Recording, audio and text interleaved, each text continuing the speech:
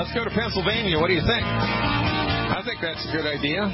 Let's talk to Tom in Pennsylvania. Hey, Tom, thanks for the call. You are live. How you doing, Doctor?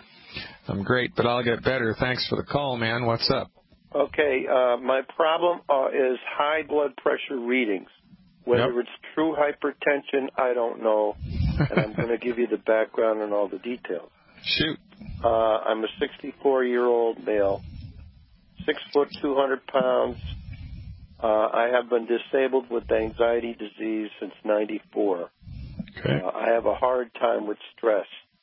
So when I take my blood pressure sitting down, the higher readings can go up to 187 over 111. Yep. When I take the readings laying down, it goes down to somewhere close to normal. Maybe 150 or 140 over 80, or even sometimes it goes lower than that. It goes 110, 165. Over what? Pardon? 110 over 160, or 110 over 65. Okay, great. Well, from my point of view, which is the correct point of view, because the pharmaceutical industry has moved the goalposts on the bottom line for high blood pressure the same way they moved the goalposts for total cholesterol, right? Years ago, it was 220 was the upper limit of cholesterol. Then they moved it to 205, and then they moved it to 200, and then they moved it to 199.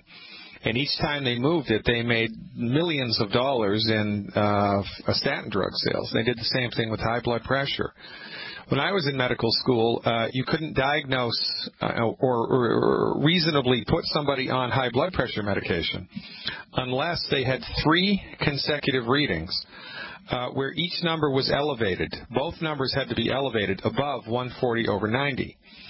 And not only did both numbers have to be elevated, but they had to be elevated 3 times in a row in order for somebody to be technically given, a diagnosis of high blood pressure, which would stand up in court.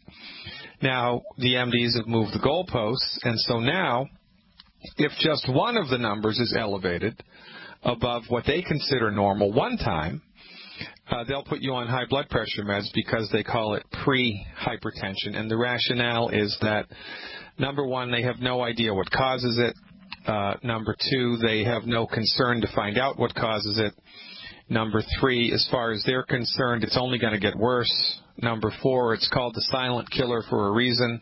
So you might as well go on blood pressure medication because it's probably going to save your life. Yada, yada, yada, yada, yada. So that's why they do it. That's how they justify it. You can justify whatever you want if you're an MD. So you have borderline hypertension right now. You don't have hypertension. You have borderline hypertension. Now, it's interesting.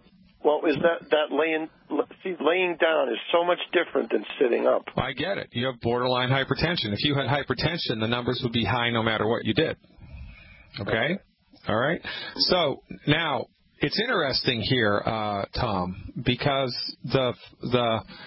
one of the sayings in diagnostic science is when you're trying to figure something out diagnostically, when you hear hoofbeats, you think about horses before you think about camels, right? So, which means you think about the most common things that cause things before you start thinking about weird things that cause things. The most common cause of high blood pressure is not enough calcium and not enough magnesium, period.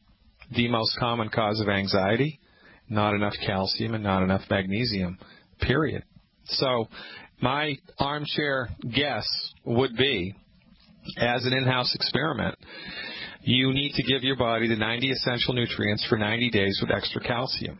And you need to stop eating food that interferes with the body's absorption of calcium into the body and look to see how you feel. I think you're going to love how you feel. You're a good, how much do you weigh? You said you're 200 pounds? 6 foot, 200 pounds. Yeah, so my recommendation for 3 months as an experiment, and honestly, I don't think it's going to take 12 weeks for you to feel a noticeable difference. It's the same for the last caller.